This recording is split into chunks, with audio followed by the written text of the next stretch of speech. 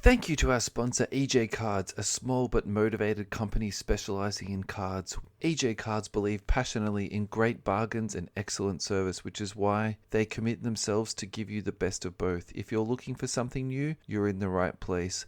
EJ Cards strive to be industrious and innovative, offering customers something they want, putting their desires at the top of the priority list. Find EJ Cards at www.ejcards.com.au or shop 394 to 398 Middleborough Road, Blackburn, Victoria, and also find them on Facebook. Thank you very much, EJ Cards, for sponsoring us. Welcome everybody to episode 65 of the You Can't Comp This NBA Trading Card Podcast. We're your hosts, Adam, Amy, and Russell Gibson. And today we are joined by Ryan Stuczynski from GemRate. Ryan, thanks for coming on the show. Thanks for having me, and you nailed the name. I appreciate that. Thank you. I was a bit nervous and I'm like, oh my God, I'm going to say it wrong. I knew this was going to happen. But yeah, no, thanks heaps. We do use your data a lot. We retweet a lot of it. And yeah, it's just nice to sort of put a face to a Twitter tag, I guess. Yeah. Yeah, well, thanks for having me on. And yeah, I've been listening for the last few months since I sort of discovered what you guys were doing. And I appreciate it. You know, the NBA focus is nice. And it's also, you know, we're so U.S. centric and things that we do out here. It's nice to have, another perspective on it. So I appreciate what you guys have been doing. Yeah, interesting. Oh, thank you. So from my end of the world, it's almost like there's nothing else but NBA. So when you look at GemRate and the hobby, where do you sort of look at it from? Like, what's your interest in that space?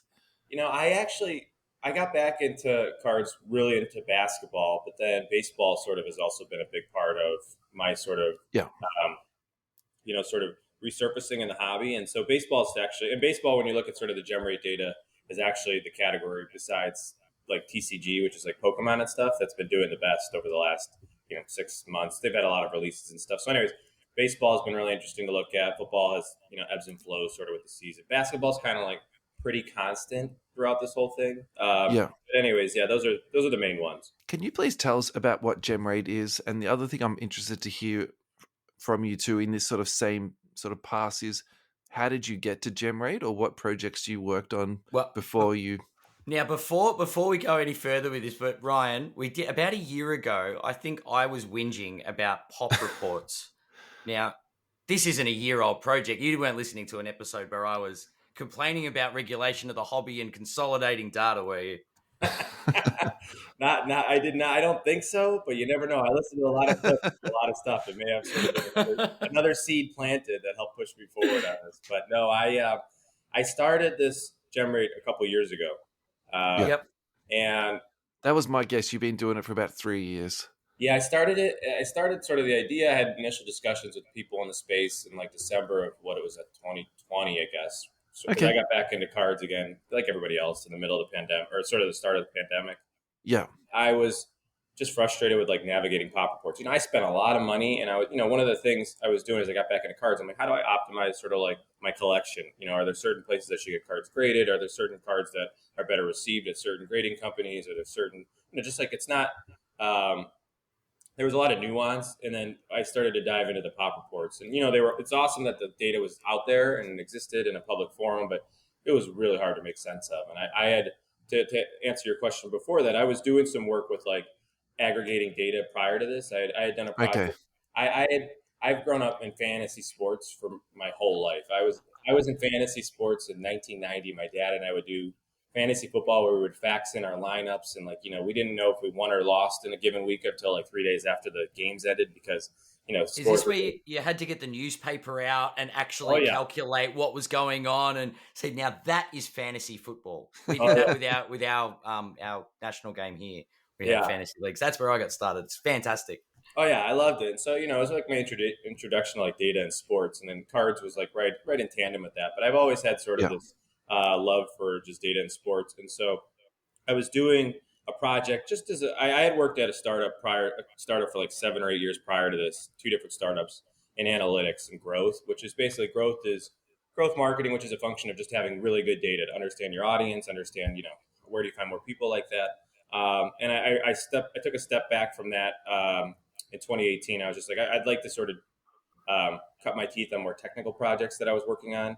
And so I started to do stuff in daily fantasy sports where I was aggregating different projections for the NBA. The NBA is really subject to changes around the lineup in any given moment. So if you have really good data at sort of the last possible moment, you can sort of optimize your sort of fantasy sports lineups. And so I was just pulling in data from a bunch of different sites and sort of allowing myself to sort of at the last moment put together like an optimal lineup.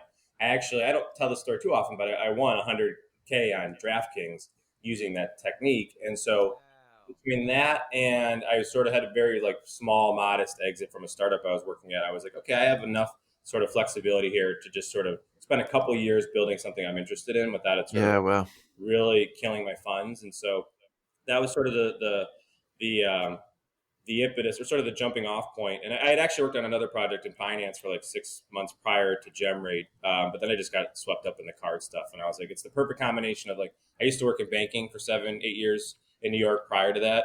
So I have a finance background and I have a data background. And then the card side of it was just, it's like my sweet spot of like, oh wait, I can do the sports stuff and I can sort of think about it through the lens of collecting and investing and all these other things. That makes so much sense what you just said to me. Like this project, that makes perfect sense. Yeah. It just encompasses all of your, That's part of why it was so appealing. It was like the perfect combination of like stuff that I had done as a career plus stuff I was dabbling with from just like a technical standpoint. And so I was just like, okay, this is a good place to cut my teeth. And you're genuinely interested in it too, I think, and that sort of personal investment piece. Like, yeah.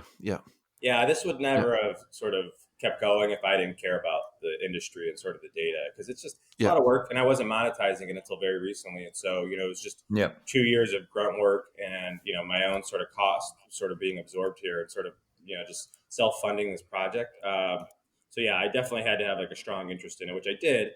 And just like a strong desire for this sort of data to be available in a way that it just didn't exist at the time. Yeah. Yep. And this is probably a question that is a bit further down the sheet. Actually, no, I'll save that for later, because tell us about what GemRate is, because I don't think you really dived into that just then. Yeah. So the idea was, I kind of initially pitched it as like population reports on steroids. It's just like, how can you sort of do more with pop reports? The pop reports were sort of like the basic function that the grading companies were putting out there, which was here's how many cards, here's how many each grade exists for every card in our population, essentially. But none of these were really built with the idea of complex analyses. You can't get the data out of the tools to do, you can't export the data.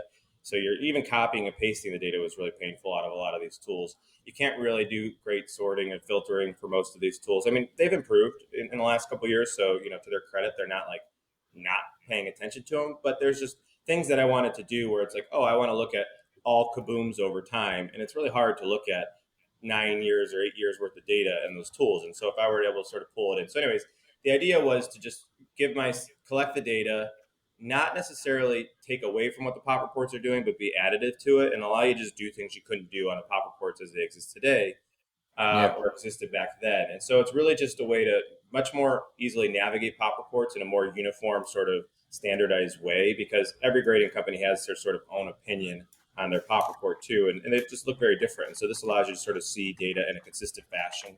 And that's sort of like how it's existed. And I've been doing the content for about a year and a half where I publish, the transparent. I just thought there was, PSA had sort of emerged as this sort of like behemoth in the space, but like there was a lot of uncertainty and a lot of unknowns around grading activity. They weren't publishing stats. Nobody was really publishing stats about the grading industry. And so there was a lot of question marks around what this backlog that they had accumulated looked like, what a shutdown across the different services might do for the industry. And so I had this idea of if I sort of take a snapshot of what the population report looks like every day or at the beginning of a period of time, and I compare it to another period of time, I could sort of triangulate what has happened over that period of time. And if you look at it, for example, at the start of a month and then the end of a month, you kind of see what's worked its way through the system. And so that allowed me to sort of say, okay, for each one of these companies, specifically PSA, but then I started to bring on Beckett and SGC and CSG and CGC, it'll allow you to see just what activity they're seeing on their end. So, what does it look like on a month-to-month basis? Are there certain categories within each grader that are sort of outperforming or sort of people are gravitating towards? So GemRate sort of, the population report is sort of the site functionality, which is, very basic and sort of how it works today. And then we're best known today for our content, which is more around here are sort of industry trends that we're publishing, which has been really well received because, again, it's just bringing more transparency to the space. And generally speaking, the grading companies themselves have sort of signed off and said it's not 100% perfect with how we track data internally, but it's generally representative of like the trends that we're seeing. And so, most of them have signed off at this stage and said, now the GemRate data is pretty reliable and can be used in sort of as a proxy for overall trends. So that's sort of like where we stand today, or sort of like what we're known for. So without going too much into the back end, but how do you make sure that that data is reliable? Like, do they give you their sort of back end data, or do you need to mine it yourself, or how does that sort of work?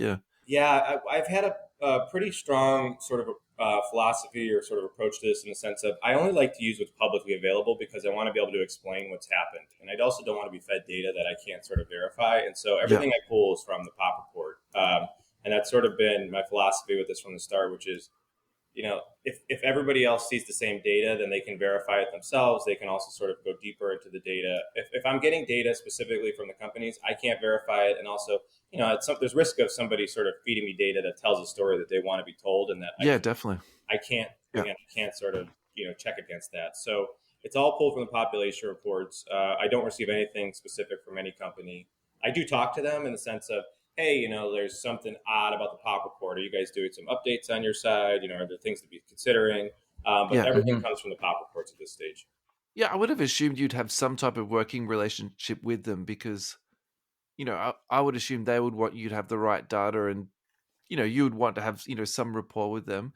So I suppose my follow-up question to that is the submission data, because you report that, don't you?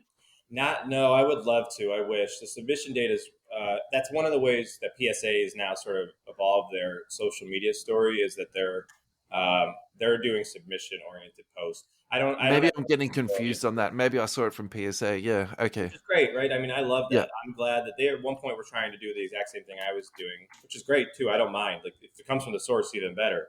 But they actually shifted gears for instead of reporting on what's been graded to what's coming in the door, which is great. I mean, I love that. Yeah. And I hope this sort of like, lends itself to more companies doing that.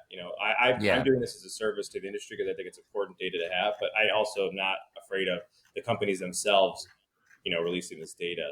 I don't do anything as far as submissions. I don't really have any visibility into it. There's nothing made public around it. And so it's just, there's a world where maybe I went to like group submitters and started to sort of collect information that way. But as of right now, I don't have any visibility into what's submitted. Yeah, interesting. So PSA have pretty publicly said that their backlog has been cleared now. Do you have any idea about other grading companies where their backlog's at? So the one that's particularly in the forefront of my mind now is BGS. Like, what's happening with BGS? Because that just seemed like such a mess. What happened with them? I know it's so interesting, and I think Beckett is like it's such an important brand that people have such a conflicted relationship with it. Like there's a lot of people that have invested in the Beckett brand over years, right? So there's like an installed base of slabs that people own. So people have this, bias or sort of rooting interest for Beckett to be relevant, right? They don't want to see their slabs become devalued. Candidly, they were just they weren't a lot of. I mean, look, PSA did a lot of work to sort of play catch up themselves. To your point, they had a massive backlog. They had the fortunate sort of timing of having a change in ownership that had a very different mentality around. We're not a dividend paying public company, but we're going to invest in growth. We're going to sort of change the look and feel of the company to be more technically oriented, and in the process, we're going to be a lot more consumer centric. And you could argue there's still a lot of room for improvement there, but they've made a lot of strides. I mean, turning an older culture around there where the incentives were not to grow fast and sort of be innovative into something that is definitely like, pushing the boundaries of that now. That's 2 years in, and they've sucked out a lot of talent in the industry too in the process. They went to everybody, they were smart in that, they knew that they were going to have a hard time finding people who had an understanding of the card market that they could hire. And they were really quick to sort of poach a lot of people across a lot of different facets.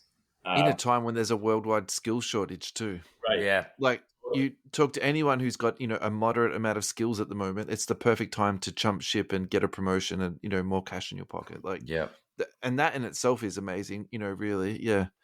Yeah. And I mean, it is, it was a great time for them to do that. One where remote work was really sort of rising. And then, obviously like if people can combine their passion and sort of their work, that usually is a pretty productive combination. And so, offering that PSA was making to a lot, and Collectors Universe was making to a lot of potential employees. So to answer your question, PSA spent a couple of years doing that while Beckett was still sort of, figuring out, they were still under sort of the old school mentality of, they were owned by private equity. They had very different mandates. They were not necessarily charged with how do we sort of capture this sort of groundswell of new collectors that are entering the hobby. It was more just like, how do we do what we're supposed to be doing and not fall too far behind? And they made some decisions that, led to them sort of not being as available as other grading companies, and then I think they've come to realize now that, okay, yeah, we did sort of miss the window and we've lost share in that moment.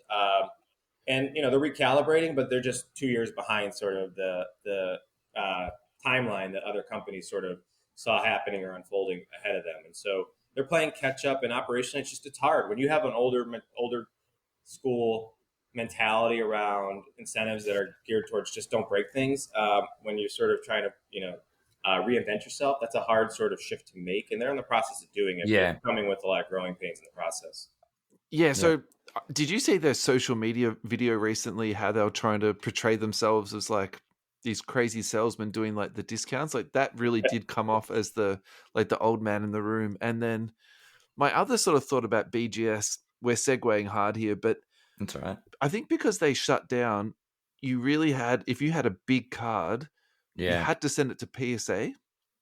So then there was this 6-month period where any big card that got graded, it was in a PSA slab. So I think that really self-perpetuated the entire situation to then sort of further extend PSA's lead, because you saw all these amazing cards, in PSA slabs. And I think for me, that's probably not the unrecoverable moment, but I think that for me, that's when I really realized how, deep in a hole that BGS was, and that, will they ever recover from it? And so watching your grading stats, this is something that I want to, discuss with you. We might as well lead into this now. So I really like watching your grading stats, because I have been waiting for BGS to come back and, seeing how much catch up they're going to play. But it really does seem at the moment that, there's these other grading companies that maybe have taken their spot. And, what's your feeling, around that? Do you think that they ever will catch up again? Do you think that, SGC is going to hold that place, maybe in perpetuity? Or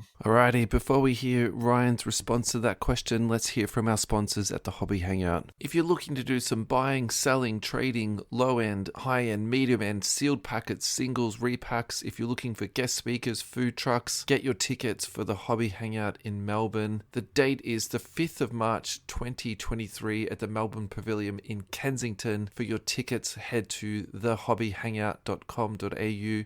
You'll find all the information that you need. Thank you so much to the guys at the Hobby Hangout for supporting the show. We really appreciate it. It's a fantastic day. Lots of really interesting things to do. Lots of interesting things to see. You'll always network with people, meet up with people that you've been chatting with online for years. It's always good to put a face to the name. So guys, check it out. thehobbyhangout.com.au. Yeah, it's a good question. I think, it's funny that just to close the loop on, or sort of like close the discussion on BGS too. I mean, the story. Sorry, yeah. We've segued pretty hard. That's okay. No, It's great. It's all related. But I think the BGS story is very interesting. They don't do themselves any favor, to your point. They've been pretty quiet on social media until recently. They haven't had much of a presence there. But when I look at the data, last year they were up 30%. So it's not like they're dead. They were still up year over year. It's just the perception is so challenged because they don't say much, and they are doing less volume, and their growth is less significant relative to the other players in the hobby. But, there is some argument to the quality they receive is still pretty strong. They're just not playing in sort of where a lot of the hobby gravitated over the last couple of years. And so there's a reason to believe that they're doing decent, right? But they're just not sort of capitalizing on some of the emerging trends around, sort of more liquid cards and things like that. So in the last 3 years, have Beckett still had growth in their company? They have, yeah. At least I think they might have saw 1 year where it was down 5 or 10% according to grading data that we track. But I mean, generally speaking, they've had up years throughout most of it. It's just been that's really interesting. It's like the sort of the public or my own perception to that, and then to actually see the numbers where they've still had growth. That's actually it's just, I guess, PSA and Co have sort of exploded, whereas BGS have just sort of ticked along. Yep. And I think as part of reinventing themselves, they've got to really embrace the quality over quantity perception. They've got to embrace the fact that they've got the quality, and that's literally all they've got left. So if there's no quality and there's no quantity, they're going to become irrelevant. But I mean, we talk about a BGS black label being the cream of the crop because they're so rare. Now that already sort of shouts out that there's a quality thing there and that they can really use that to reinvent themselves and push as they push back into the market. But it's the low volume, I suppose, that sets off alarm bells. Yeah, and I think, look, I mean, they have had a hard time staying relevant too. I mean, they not only were they closed, they were basically unavailable. Like you didn't hear anything from them. You couldn't get a hold of their customer service team if you wanted to. So it's just like people were so frustrated that they felt like, okay, we had this great company that's sort of no longer participating. What do we do about it? And it did. It lent itself to SGC stepping up. CSG has made a much bigger presence. It has a much bigger presence in the market. I mean, granted, they're new, and so but they're a very viable option now at this stage. What that means for the future is very interesting. I think Beckett is going to invest. I think that they have to sort of consider it an investment, though. Like, not everything. They came from this world where everything has to sort of be immediately profitable, and now that's like, okay, we need some things that are going to be loss leaders. We need to sort of invest in our brand. We need to sort of invest in service. We need to do things that aren't going to sort of just necessarily return instant, dollars back to the P&L. And so, that's a hard sort of conversation to have internally, but I think they're sort of having that dialogue. Yeah, we saw it was it at the National that people were at the new Beckett label. Like there was all the. It's like that's not what is going to do this for you. Yeah, I mean, look, they have a lot of things that they have to figure out because the market, while they weren't participating nearly as much as people wanted, has moved. Yep. The 9.5 is a hard thing for people to comprehend at this stage. And the pricing tools aren't oriented around it; they're not oriented around subgrades, right? And so the things that were their strength is now sort of a headwind for them in the sense that they just have to sort of explain what they're doing and why they're doing it, and the market may have moved on them. They may have to sort of reevaluate things like their grading scale. And to your point though, people were so frustrated in that it's like you guys have to get the blocking and tackling right. We don't want to hear about your vault. We don't want to hear about video game grading. We don't want and unfortunately I think that's when you have to say. It's the story you have to tell when you're like, why weren't you participating? It's like, oh, we were rethinking what we were doing, but it's like, no, you have to get your like core down. Yeah. And I think they know that now, but I think there was they did miss the boat. They missed the boat on the COVID spike. That's literally. I mean, there's another term for poop in the bed. We'll say anyway. They did. They literally went to sleep through COVID, and it's cost them. I've got a few 9.5s of my own in my collection, and I just hope that it sort of doesn't disappear into the sunset. I think there is a place for Beckett, and I think it's very interesting with the amount of TCG cards. Russell and I spoke about this earlier, the way that CCG or CSG has come up and become a player, and that's because they found a specialization in the hobby by going, oh, well, no one's really a specialist with trading cards. Bang, there's our niche. Right. And really sort of doubling down on that. Isn't it Charizard's been graded more than Jordan? Something like that. No, it's I'm not close enough to that market. I'm spending a lot of time in that market now because it's so prolific as it relates to being graded. But you can't ignore it. It's massive. Yeah. It's massive. And I can't figure out though if it's sort of just a lagging bubble like we saw with sports cards here, and that that there's because I can't figure out who's going to take on all these graded cards, but there's so many TCG cards that are being pumped through the system right now, and it's not the same investor profile. A lot of these cards, the significant majority of them are the equivalent of base cards that are $50 to $100 in a gem condition, and so it's not a super lucrative market, but it's a high volume market. So it's really fascinating. But it's clearly there's a ton of momentum there. So I've been spending a lot of time trying to figure out like what the heck is happening and sort of how sustained that bump is going to be. But yes, it's carrying a lot of the activity. I mean, you look at it's 35 to 40% of what PSA is doing. It's 50% of what Beckett's been doing. That's kind of helped keep them afloat over the more recent months. But anyways, I think the grading landscape. The biggest thing I think competition's good, and I do think like this is beneficial for everybody, and that everybody's had to sort of challenge their pricing models again, sort of question their pricing models and challenge sort of some of their assumptions. My question I ask is sort of like, how do these companies, assuming pricing sort of gets to the bottom for everybody. How do these companies differentiate themselves? There's angles that you can take with service. There's things you can do with certain specific promotions. But it's Mhm. like, are there other features? Is there another reason for grading beyond sort of just the perceived value add to a card by putting it into a slab with a gem mint grade, or just slabbing a grade on it? It doesn't have to be gem mint. Yeah. That's where I think like PSA is advantaged in some ways by their set registry. SGC has differentiated itself with return times and customer service. Yeah. CSG, to your point, CGC, CSG has sort of some niches that they play in that they're doing really well in. And Beckett just has a good brand, and they've done a lot with autographs. They've done a lot with high end. They don't have the service level issue or sort of the upcharges. That has been a problem with people who submit to PSA. So, anyways, everybody kind of has like small things. PSA has larger things that they can lean into, but it's like, are there reasons to sort of grade beyond sort of value add to the card?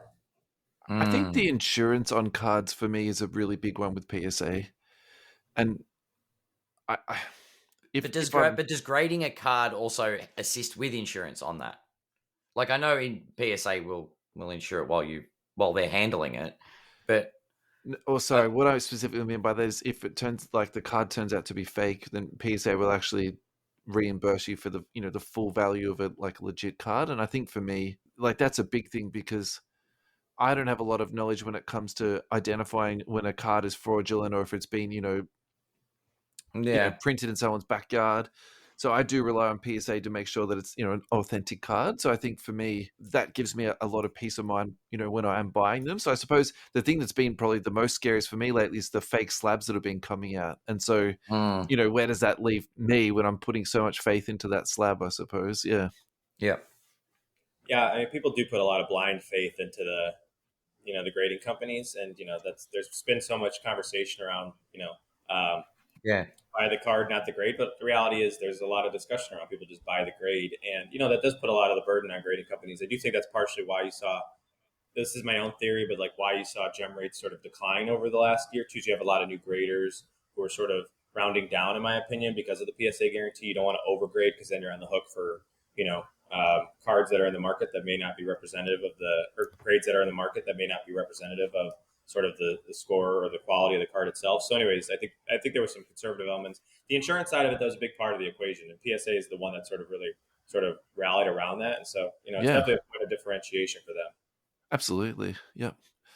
So tell me about GemRate, some of your achievements that you've had so far, and then some of your achievements that you want to do in the next, say, 12 to 36 months. Yeah, so we're really big. Okay, so the first 2 years, year one was getting PSA data just in like really good shape, like good quality, reliable information that was, could be used for the reporting that we were doing as it relates to content. But also, one of the things we wanted to do with GemRate was allow people to sort of like replay history, and so we store this data every day. So you can kind of go back. Like, there's this Amazon Wayback Machine where you can go look back at websites like how they looked like 5-10 years ago, and we want to do that with like population data, where you can go look at any set, any card at any given point in time since we started collecting this. And so and you can do that. You can go back up until the beginning of 2021 and see, hey, what did 2019 Prism look like at that point in time, and now what does it look like today, and how has it changed, and sort of how does that look compared to like what we're seeing with 2020 Prism and 2021 Prism basketball, for example? That'd be great. We could like do a time machine in 10 years time and go, do you remember when there were only 20,000 Zion PSA 10 base cards? Right.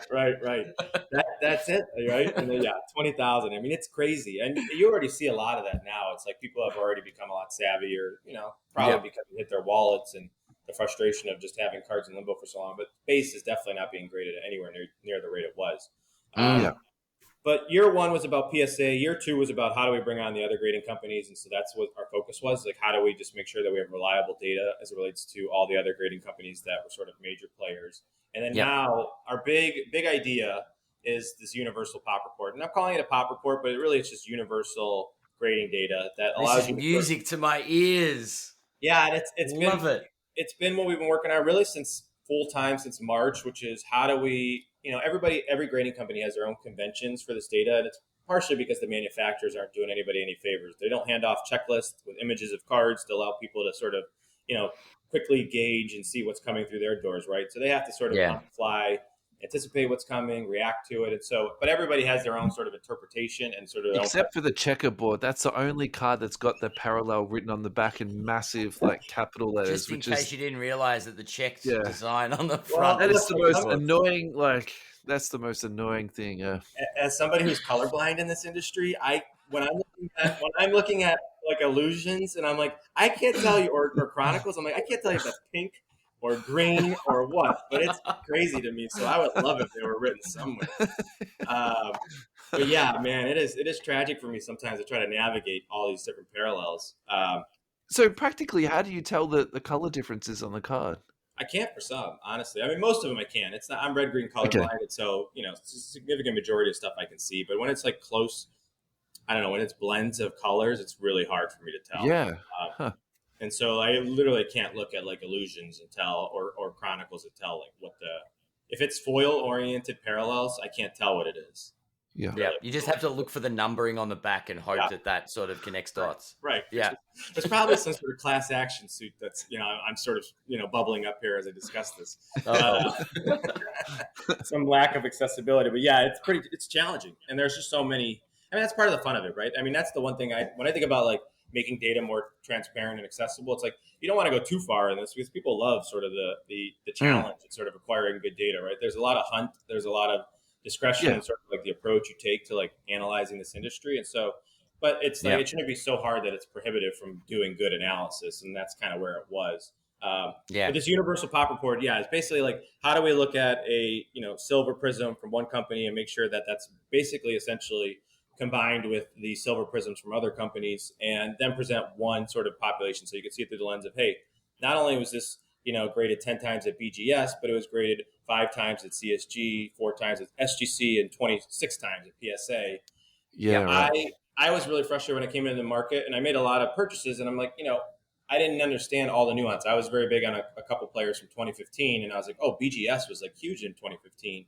And if I didn't, I didn't know that. So when people were presenting PSA pops of 2, I didn't know that there was 10 BGS cards also out there because, they were where people were going. And so I was, and if you just look at the way everybody talks about all their cards, it's really through the lens of sellers. It's how the auction houses present the information. It's how people on eBay present the information, which is like pop 1. And it's like, well, no, it's pop 1 if you look at that specific grade for that specific grading company. But I actually don't, that's helpful. But that's not the whole story. And so I wanted to sort of shift the thinking there to say, okay, well, let's present it for the buyer as well. Like, so that there's I don't think you're going to change much behavior on eBay, though, to be honest. I think it's always going to be like an eBay 1 of 1. eBay 1 of 1 is rubbish. Oh, my God. It's fine. The sellers can do it, but I want to arm buyers with a way to quickly gauge that. Sorry. And I suppose that's what we want for our listeners is these kind of tools are the things that the collectors look for. They're like, how do I best arm myself when going into this hobby and looking for cards? I did a little test earlier today because I've got a BGS 9.5 that's numbered to 10, a Kobe. And I went onto GemRate and I looked for it, and it was because it only had the PSA data. Mm-hmm. It's like, it's been graded 5 times and it's never been above PSA 8. And I'm like, well, I've got a BGS 9.5 of it. I know that's pop 2. So, like, I could just go, never been graded over a PSA 8. Look, this is a 9.5. This is how rare it is. But there's another one that's very similar in the group. And I think a universal pop report where it sort of gives some perspective to the collector as to how rare a card actually is, or how rare the condition of that card really is, right? Is very useful. Yeah, that's the hope. And so the reason I hedge against Pop Report initially with my sort of presentation of that is I'm not really building it yet into the site. It's more of how I'm building it into partners right now. So the data exists, and that's how I started working with Card Ladder and working with Card Hedge, which is how can I sort of supplement what they're doing and deliver it in the way that they sort of store their data as it relates to cards and allow people to navigate it with pricing tools, for example. But there's a world, and I'm jumping a little bit ahead here, but like, I the way I view this is like, GemRate doesn't need to be a destination. I actually want this data overlaid where you're sort of collecting, right? And so that's why I want to work with data tools. But like, there's a world where you go through eBay and we have a Chrome extension and you can just sort of hover over a card and see the universal pop report for it, right? And like that's what we want to work towards, which is like, you could be on MySlabs, you could be on any marketplace, you could be on any auction house. Ideally, we work with a lot of them, but if we don't work with them, then we'll overlay it so that you can see it. But the idea is like when you're actually in the mode of trying to add to your collection, or at least evaluate what's out there, that you can see the full picture. And so that's kind of like the idea of the universal pop report, but it's more of a distributed pop report than it is like a central place to go to sort of, I mean, we're building that as well, but that's a lot harder of a problem in the sense of like just a lot of data. And how do you present it in a way that sort of allows people to, cut and slice it in different ways that also is just like not overwhelming. But yes. Because there's a lot of overwhelming data for those that haven't sort of delved. But it's just good data. The more information you have at your fingertips as someone that doesn't know a lot about cards, it sort of makes it easier and less daunting, I guess. Totally. Or more daunting, it depends. You just said 4 massive things and just kind of skipped over them like it was absolutely nothing. So I just want to just draw us back a little bit to what you just said then. So you said that you're working with Card Ladder. So tell us about that, because that's a massive achievement to be going to partnership with them. And then the other thing too is that you said earlier in the piece that you were working, by yourself for 2 years, and on Raymond Lee's interview, you also said that you self-funded that. So I think you need to sort of congratulate yourself here a little bit, and acknowledge like the achievement you've had. And I want to acknowledge your achievement. I think this sort of love child, for lack of a better word, is really becoming something that's important to the hobby. So yeah, like reflect on that sort of statement if you could. Yeah, well, I appreciate that. Thank you. Yeah. I mean, look, I'll start with sort of the 2 years. I mean, that's part of the advantage that I had, is I knew this couldn't really be like a hobby for most people. Like I poured a lot of money into this because I just thought it was sort of necessary to get it off the ground. Data is sort of expensive to acquire in a lot of ways. And, when you build a data product, it takes time before the value is really there. You kind of have to have it for a little bit of, you have to have a little bit of a history before it becomes valuable. And so I was placing a bet that there would be a way to monetize it. And candidly, I was thinking about like B2C as an option, but it's a pretty frugal hobby. Like people want to make sure their dollars are going towards their cards, and they're not necessarily like super excited about spending money on a lot of tools. I mean, they'll maybe spend money on 1 or 2 tools here and there, but it's not like a hobby that's ready to go pay $100 a month for tools to help them navigate, Definitely not.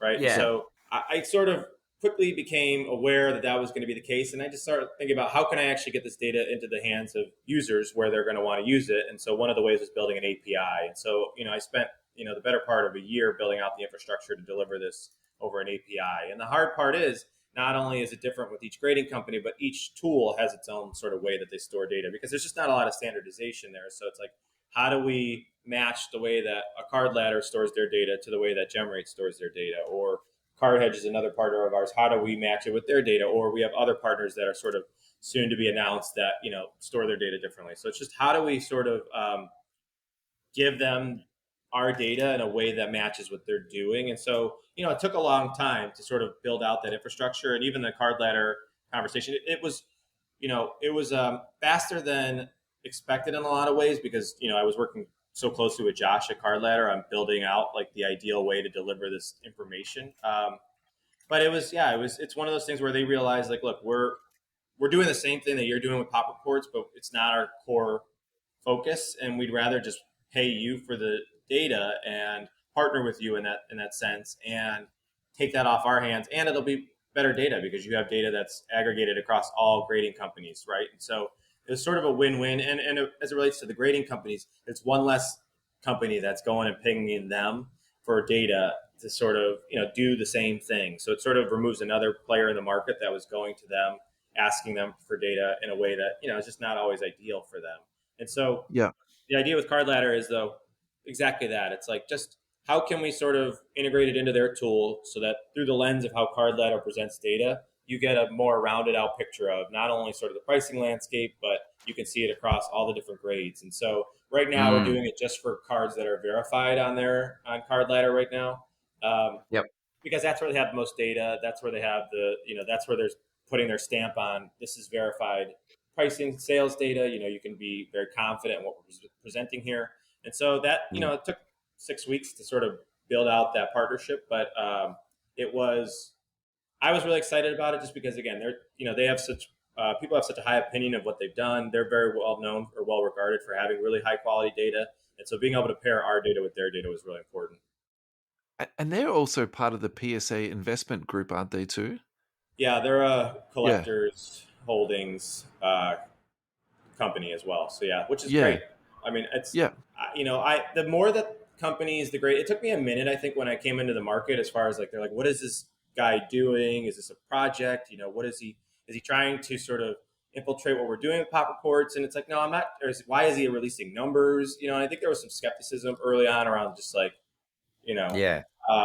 who is this guy? What is his intentions? And really, it was to be additive and sort of just add more transparency. But it took a little bit of time for companies to see, like, no, I'm not trying to blow up. And this is not some sort of like way to go behind the scenes and sort of try to unveil or sort of surface a new grading company or something. This it was really good intentions, but it was there's just a lot of unknowns, and data has been pretty closed off in this hobby for a long time. There's not a lot of partnerships. There wasn't a lot of like willingness to sort of share, and so it's just different. And so it took me a little bit of time to build up momentum there. And I think now that I've been doing it for so long and sort of stayed true to sort of the vision and the mission for this, people are now have received it. But it's to the point of Card Ladder. It's nice to be able to work with like a collector's company because that is PSA's sister company, right? And so it's nice to be partnering with them, and in some ways now having a relationship with collectors informally, which is just something that may not have been on the table a year and a half ago. Yeah. I actually think it's interesting from an external, like just looking at the process that you've gone through, seeing someone come in and say, I don't want to be the main platform. I want to add value to other areas of the hobby. You're like, I just want to be a background addition that helps everybody. Like you collate all the data for the grading companies. You're giving information that collectors are screaming for.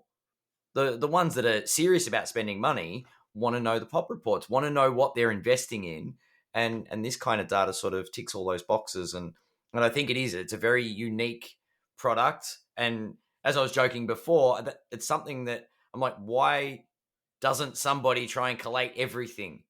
And it's a lot of data and a lot of different platforms, and I get that, but if we can get all that information, it just makes it so much more transparent as far as mitigating risk, not getting fooled by sellers and those poor hobby experiences that we're all scared of. Right. Yeah, there's agreed. And I think it's still early in like what we want to do even, this universal pop report, one of the things when you're a small startup like this, you have to be focused, but I have so many areas that I want to go into that I'm not there yet, but I mean, like, a lot of people use GemRate today for like discovery. Like they're like, oh, I have a player in mind. I want to understand sort of their universe of cards, and I want to use GemRate to sort of as a jumping off point to just be like, what exists their rookie year? What are other sort of cards that are sort of popular for this player? What are, and then people start to get to the next set of questions of like, oh, what are some, cards that are sort of lower pop that might be also scarce in the sense that there's demand for them, and that's one of the things that is harder to triangulate. And ideally, though, like I want to build like sort of, I say like the Elias Sports Bureau, but like basically like, or StatMuse for like population data, which is like you can ask any questions and like say like, hey, I'd like to see the population reports for NBA Hall of Famers, and I'd like to see all their cards that have been graded, or have less than 10 Gem Mint cards available, and like across all. Now, what's a Gem Mint card? That is a very specific category, isn't it? It's I'm just trying to go off memory. It's BGS 9.5 and above, PSA 10. So effectively the 9.5s and 10s amongst grading categories. Yep, exactly. And that's kind of like, because there's so much data, we've really oriented around the Gem Mint grades. But I mean, we'll present the world where you can go deeper into all the grades eventually. But again, we're not trying to siphon traffic away from existing pop reports until we're ready to sort of like fulfill something greater and sort of something that's, additive. We just haven't done it. But yeah, I mean, ideally, you could ask anything of this data set, and we want to kind of build instead of like an industry, like a business intelligence tool. That's where a lot of my background was working with like a lot of like data visualization and reporting. I'd like to bring that instead of being internal facing, though, like external facing, so that people in the hobby could sort of ask questions of this data and in a self-service way to answer them in any way they want. the trading card version of Chat GPT. It'll be go through, ask it to give you a recommendation of a player, and it'll go based on population reports. Here's your here's who you're investing in. Yeah, I mean, look, if I don't move fast enough, I may miss the boat. They may just sort of jump over me, and ChatGPT will just sort of, that's some insane data mining, isn't it? They're probably listening to what we're saying right now, so it's possible. They're always listening, aren't they? Uh-huh. I had a look at it, just some of the filtering that you can do on GemRate, and like going to, I suppose, using terms that we use on the show to discover a player with. Come on, Russell, your favorite term, the Fallujah factor. Yeah. Like current hype. I just had a quick look through, and the last month, people have been really upping their Cade Cunninghams, which we've talked about. With the injury, it's like, this is the perfect time to send Cade off to PSA, and the data is actually showing that. Everybody's starting to grade Cade Cunningham. And it's interesting to see player movements. And that's actually quite clever of people to just to get it graded basically at a discount. Being sent to PSA, so you can see what's either being predicted as hyped or what is popular as far as the grading numbers. Doesn't mean the player's going to be sold everywhere. It's just, but everybody's getting it graded kind of thing. It's interesting how you can, I suppose, interpret the data. That's the word. But trends. Yep. Yeah, and there's definitely ways that, I mean, I haven't, the site is still very amateur in the presentation right now, just because it's not my forte, and it's not my focus in the current sort of world of trying to build out this API. But there's a lot of cool things that sort of the trend data will yield around, just like, one, to what volume are you seeing around certain players, and then specifically like with 2021 Prism, for example, you can just quickly understand like, hey, which of these parallels are being graded, and within that then, and one of the things that I really wanted to do is I was really just fascinated by the parallel sort of equation, is which parallels grade better than others, for example. And what that immediately says to me, are there things that are sort of underappreciated or sort of or gemming at higher rates than typically you might see, which just means like, oh, maybe I'll collect a few of these, and for flipping purposes I might pick a couple of those up and turn them into 10s and move them. Or there's cards where it's like, oh wow, it's really hard to gem this card, so if I see one I need to jump on it. And so there's like things like that. Then you see these weird pockets with the GemRate data of like, oh wow, everybody's grading this SI for kids Weminyama card all of a sudden, and it's like, okay, that like, how material is that, right? And like, you'll see that much faster than you'll sort of see it on the market, and so you can kind of get a sense for like how real or material certain trends are. But you see like all these oddball pockets too, of like people making plays on sort of like cards that you wouldn't expect, because they're just like, oh, it's sort of a card that sort of slipped under the radar. Like the trending stuff is really interesting, and I hope to sort of present it in a way that just makes it a lot more user friendly, because I do think it's really interesting.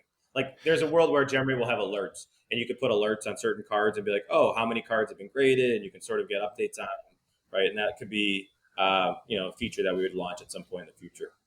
Yeah, I'm sure there's a lot of collectors out there in I suppose my boat, and when you've got access to data like this, you play with it and you go, I wonder what happens if I go down this rabbit hole, and you look up a player or you look up a year, and when you're talking about so Prism, and we're not going to knock them too hard, but their quality control with their releases sometimes has been questionable with the centering.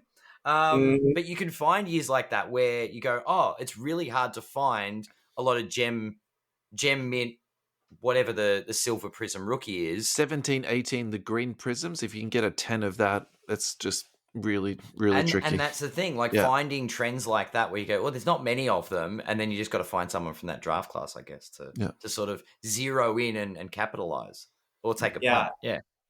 And the challenge you have too with, the way that data has been presented historically, it's just not easy to sort of compare it across sort of other parallels, or even to zoom out and look at like all green, parallel, green prisms for 2017. It's just a hard thing to do. And so that was sort of like one of the use cases GemRate does sort of fulfill today without having to work too hard, is just allow you to see that, because it could be pretty gnarly to try to do that on the existing pop reports, so so we do have like an opinion, like we want to help you navigate the parallel landscape much better than you could on like the sort of core pop reports. Yeah. So I think one of the things you touched on before, again, you like really quickly skipped over this, was about when you put your mouse over it and it actually will tell you the data, automatically up on your screen. And I'm saying this in a, I'm not saying it in a critical way, but in a somewhat sort of constructive way. I think your data is really, really important, and it is going to become part of the hobby. And I think the way that you integrate that into other apps, I think that's going to be sort of like, how successful, really you become. Because I think the way that currently the website is set up, it's more catered to a very particular group of people who will sort of spend that time essentially, filtering or, sifting through that data. So I suppose my next question is a little bit two parts, is like, and you've already answered that question a little bit, what do you see in the future in terms of, are you going to be developing apps, for phones, or, where do you sort of see your, company going? And the next thing, if you could, would you be able to give us a, like a sort of a really quick demo of a key function to your site that people could just go on and use it in a really effective way? Yeah, sure. So as it relates to sort of like the focus, or sort of, I mean, I agree. Like that's our very much our focus is sort of like, how do we, again, be additive? And so like right now it seems, because we don't have pricing information, nor is it sort of in our vision for like the near term future or even the medium term future to have pricing data. There's an incompleteness to our data, right? Like you can't answer that next set of questions when you're looking at GemRate data. Like, oh, this is low pop. What does it cost, right? Or what do I have to pay to acquire that card? And so being able to distribute that information to pricing tools is really important to us. Being able to make it available to auction houses is really important to us. And, candidly, it allows Was us that to part not of your partnership with Card Ladder?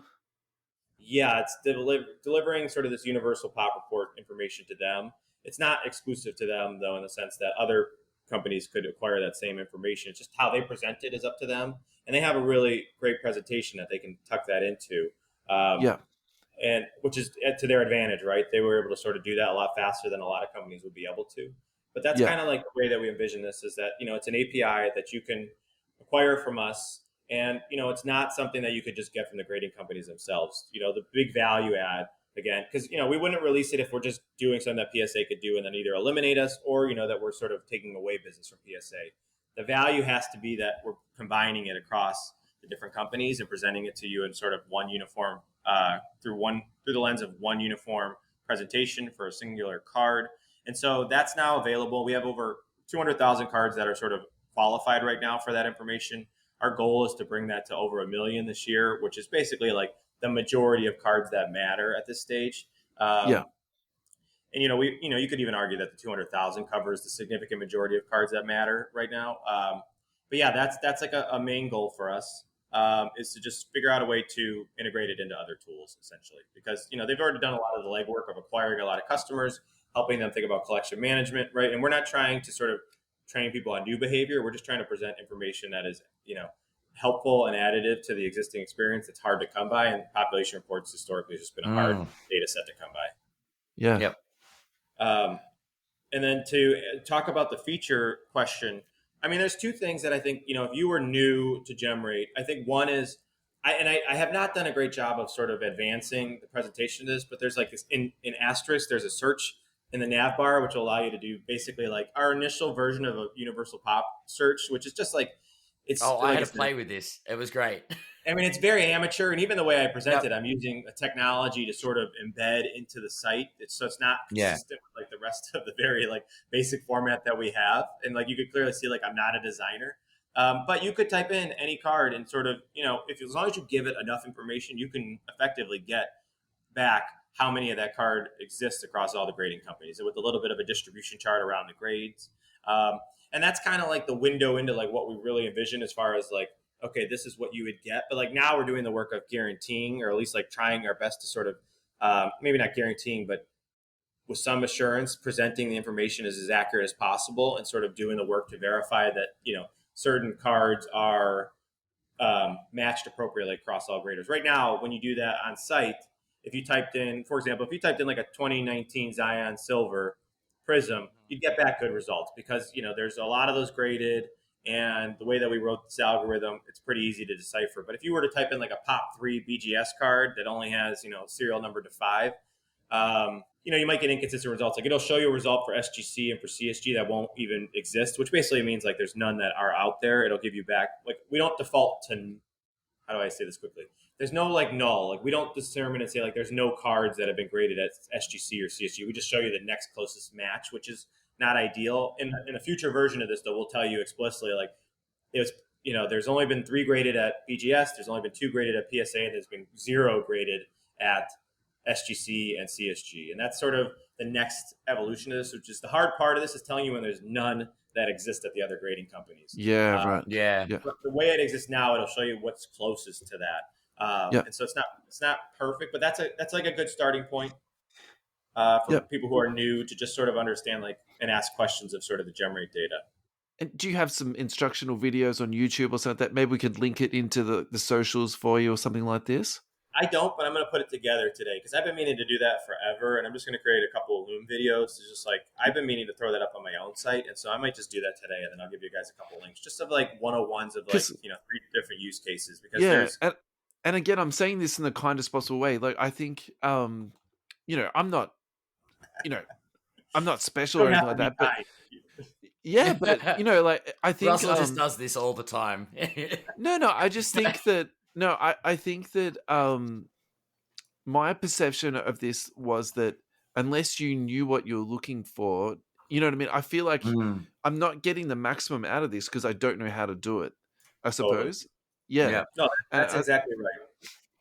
Yeah. You have And to have a little bit of an opinion to make sense of the way that we're presenting information. And I get a number of emails being like, look, I like the idea, but I don't know where to even start, to your point. And so that's exactly right. Yeah. And even that, I lead people into a grading trends page, which doesn't really even set you up to do anything on GemRate itself, like the actual core data. So it's so to your point, it's like it leaves a lot to sort of be desired still as it relates to like just help me do some stuff on here that could be interesting. And so we haven't really set it up to allow people to do that yet.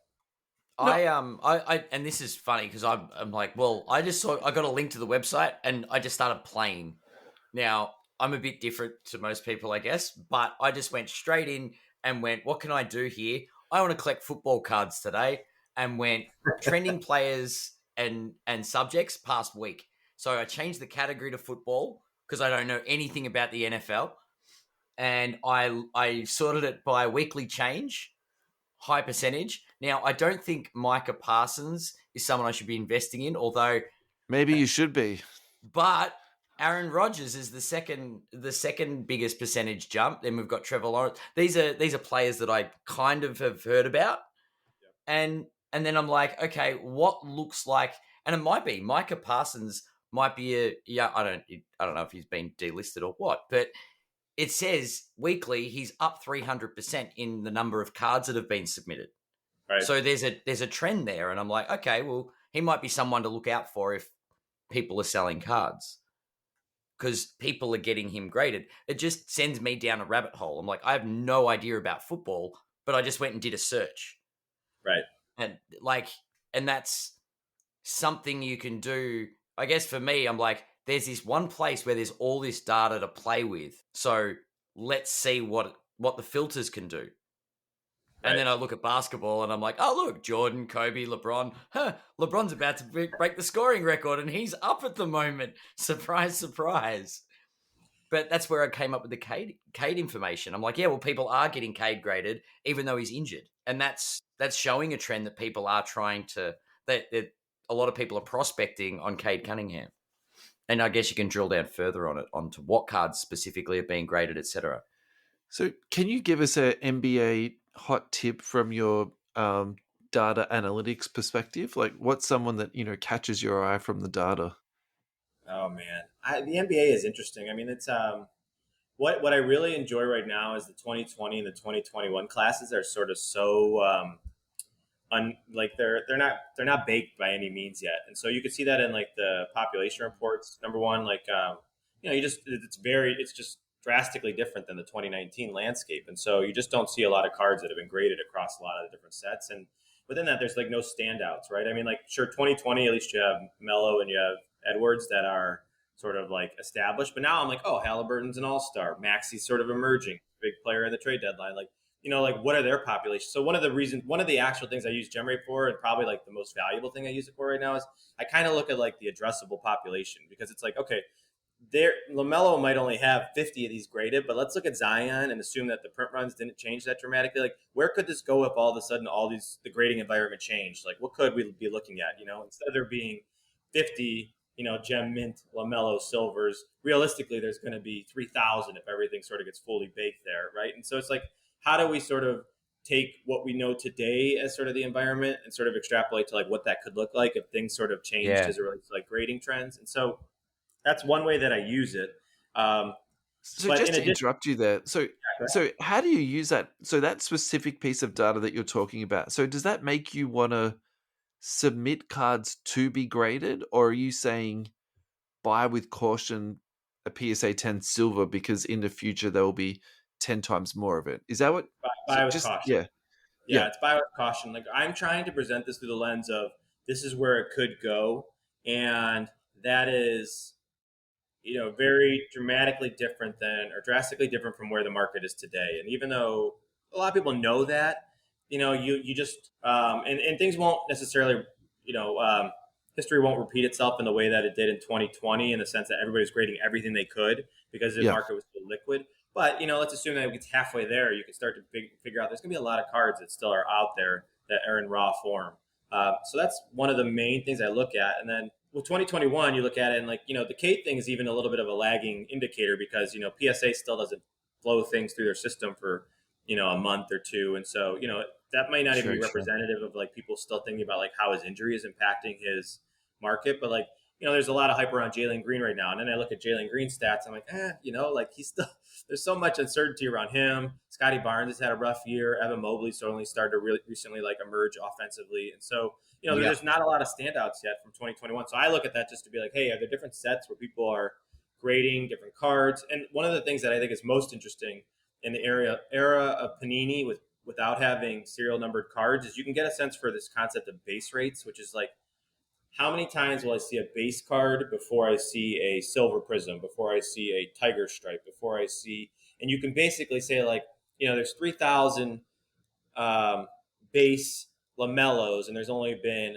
20, tiger stripe LaMelo ball graded. You can kind of figure out like what the print run is in rough ways. It's not perfect, but it's definitely like a base rate in the sense of like, just like how frequently are we seeing these things, or sort of like how frequently might we see these. And so that's like what I'm using it for, more of like the recent sort of classes of the NBA, just to figure out like, okay, well, there's still a lot of not much has been established as it relates to like the key players and the key sets. Just like helping me navigate the landscape, because I do think actually in many ways it's a great time to be participating because there's a lot of unknowns. And so if you can kind of have an angle or sort of an opinion on certain like trends that are sort of either emerging or sort of just underappreciated, then you can take advantage of them in ways that maybe people aren't seeing. Yep. Yeah, interesting. Well, I'm seeing. I'm looking at the trending players at the moment for the NBA, and I've got you, as you said, Mobley, Franz Wagner is another one that's up. Tatum's at the top. He's like weekly changes. Tatum's they're up 182%. The number of Tatum's graded in the last week. So, and that's from the prior week, right? Yeah, it's compared to the prior week. That's right. Yeah. So Tatum's on a run. Josh Giddey and LaMelo Ball surprises me, being up like the percentages, saying he's up 136%. Like more cards are being graded. That means there are waves of cards being graded, and he's been injured. So I feel like there are waves for reasons. Yeah, I mean, and it's interesting because I don't have full color on like why, but it just takes one person. You could have one person move a market with this data on a given week. If somebody goes, they're a Mellow super collector, and they're like, oh, I'm going to grade 200 of my Mellows that I've been sitting on. That dramatically changes sort of the true. Or the shape of the Mellow market. And so it's interesting, but you kind of... That actually makes sense though, doesn't it? Because if he's injured and his prices are down at the moment, then they're probably saving a couple $1,000 by doing that. Yeah, true. Potentially, right? And you don't know. I mean, it could be, it's oftentimes just that. It's like one group submitter who has a big, LaMelo collector in it that's just finding a way to sort of grade it as cheap as possible, and that sort of works its way through the system. But it could also be the other side of it, which is just like there's an emerging sort of momentum. It's Well, probably not that, given what we just talked about with LaMelo. But I mean, a lot of times And it also, might be. and how well Edwards is yeah. playing now too. So did you see that his 3-point shooting makes is the most ever for a person that age? So like ahead of Steph Curry, ahead of Luka.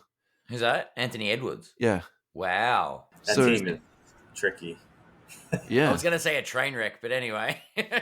But they're six It's in like the a West. chemistry experiment gone But they're wrong. 6 in the West, aren't they? Like, who would have thought that, the Kings would be 3rd and the Wolves would be 6? I would not have picked that in a Up million is years. down, black is white. Yeah. Who knows?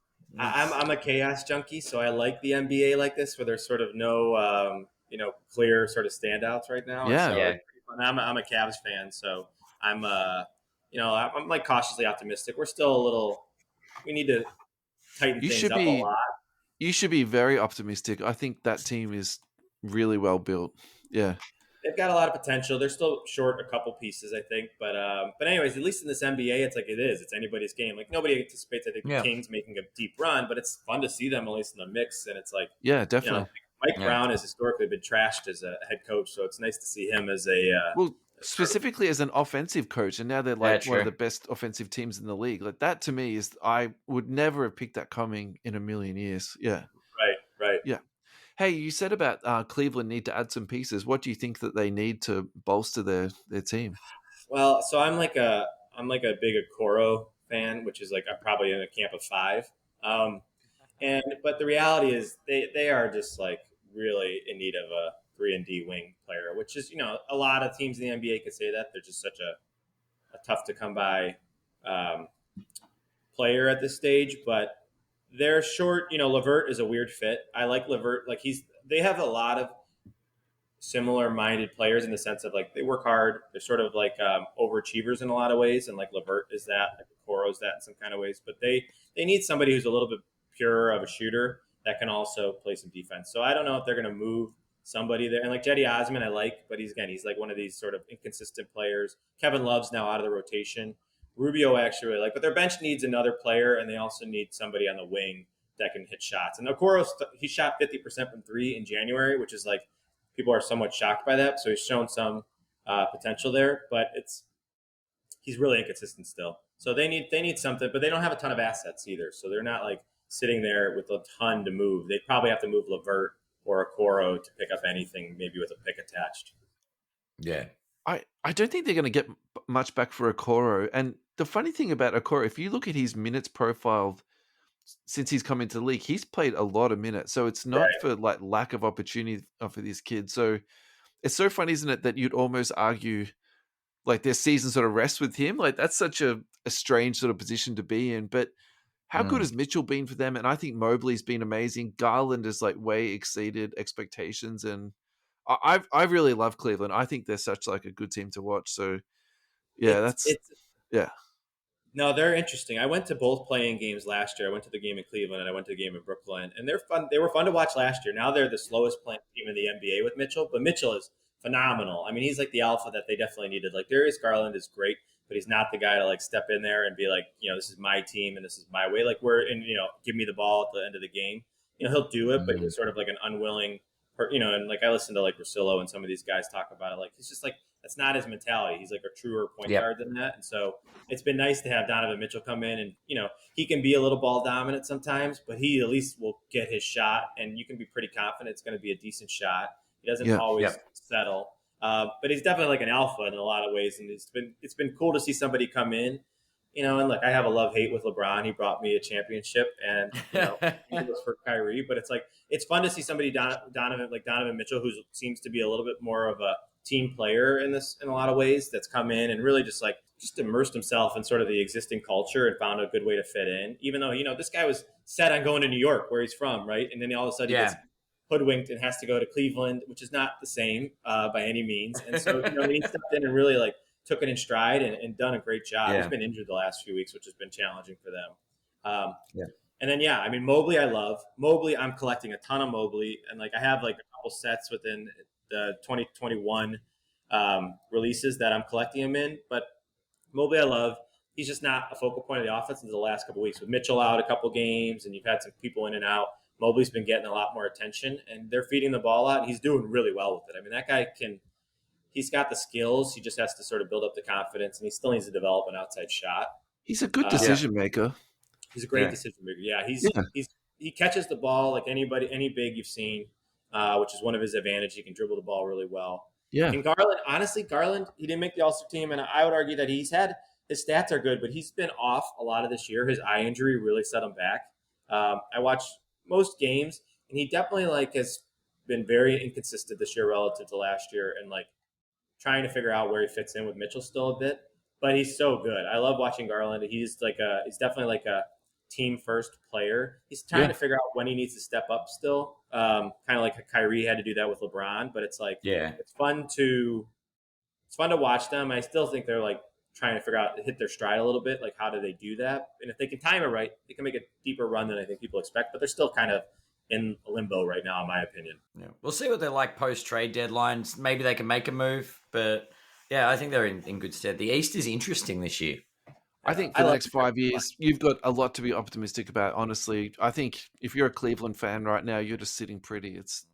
I don't think there's any team in the league that's as well positioned as Cleveland is for the next 5 years. Except for Sacramento. I'm trying to put the Moz on your team. Look, I'd personally, if I was a Cavs fan, I'd be frothing right now. I just think it's just super exciting. Yeah, it's true. Hey, Ryan, we're in a good spot. Yeah, we're in a good spot. What's that, man? Yeah, we're in a good spot. Yeah, I definitely can appreciate sort of the process. Yeah, I'm excited for it. Is there anything you want to talk about before we head off today? No, this is great. This was a different set of questions than I normally get, which is awesome, and I appreciate you going a little bit deeper on sort of what GemRate's future looks like, and also just ways that people are taking advantage of it today. No, this is awesome. And I am I mean, I know you guys are NBA centric, and I love that stuff. So the fact that you guys, we just only started touching on the end, but it's so fun to think about it through the lens of not just all the GemRate data, but just specifically through basketball, which is a lot of what I sort of built GemRate through the lens of the current basketball environment. So it's been fun to go a little bit deeper on some of that stuff too. But I appreciate it. It's interesting. It's very interesting that we forget at times that there are other sports and cards that are collected. Well, who would have thought you'd be building a product to satisfy all these Pokemon fans, right? To see where the Charizards are sitting. It's wild. I have a funny story about that I got out of basketball cards because I could do nothing with them, and got into trading card games. And now I'm why would you grade the game, the cards that you're trying to play with? Yeah. I come from a Magic the Gathering background, but there are people I grabbed my my Black Lotus out of its slab. I don't know what to do with these, but I've got Magic, I got Pokemon cards all over the place. I'm trying to learn how to play all of them because I'm so fascinated by them. It's harder to play the games when they're in slabs. I can tell you that. It's near impossible. But yeah, why you would want a game card slabbed is beyond me. I don't know. I guess they've got the same thing in trading card games these days, where you've got that unique parallel collectible perspective. So that's why they want slab it, get it valued, and then invest. I guess is the undertone. We'll see. I'm I'm a little skeptical, just in the sense of I think that's propping up a lot of what's going on in the grading sense right now. And I don't know that it's going to be that sustained. We'll see. Again, I don't know. I'm not close enough to it, but yeah. Anyways, it's fascinating because it's dominating. I mean, it's not a small margin either. It's dominating. Yeah, it's everybody's I wonder what grade my Black Lotus is, or my Charizard. Yeah. Well, the other thing is they come back with 80-90% gem rate. So anyways, it's not there's a lot of question marks around the grades of these cards too. That's why BGS actually gets a lot, because a BGS 10 or a Black Label separates you in the trading card space, where when it everything gems at PSA with these trading cards. So anyways, it's I don't know. I can't make sense of it. But I'm that's why I'm skeptical, because I'm just I don't know where these land, and if you can't play with them, if Beckett wants to go our new direction, yeah, right, is gonna be Black Label Charizards and Pikachus. So that's it. This is from a very narrow perspective, but my perspective on Pokemon is that it probably will come down a little bit. You're saying these numbers are a little bit propped up, and I wouldn't disagree with that. Those numbers are huge, but I don't think it's going to bottom out either, because So I've got a 4-year-old and a 2-year-old, and like it just makes sense that you'd buy kids Pokemon. You're not going to go out and buy them, like a $500 or an $800 box of Select Hobby, right? Right. Whereas, you can get packs of Pokemon for kids, at a really sort of accessible price point. And I think like they have just printed the absolute life out of Pokemon. Like there's no like massive inflation on Pokemon boxes or anything like that, like what we had with NBA the last couple of years. So it's very accessible, that all the different age ranges, boys and girls will do it. Like, you know what I mean? Like it's very, very accessible. So I don't know where that translates into getting cards graded. well, I think Like as far as kids go, like I'm not criticizing Pokemon. I'm just like, for the 20s, 30s, 40, 50 Yeah. year old guys who are doing it, then they're, sending off their slabs to, to flip them over. Like to me, it just makes sense. Like, yeah, I don't know. And remember, Ad, when we went to I see it. I to just EJ don't get it. Cards, like I feel like there was more people there doing Pokemon than NBA, and It's just the slabs I don't understand. I Yeah.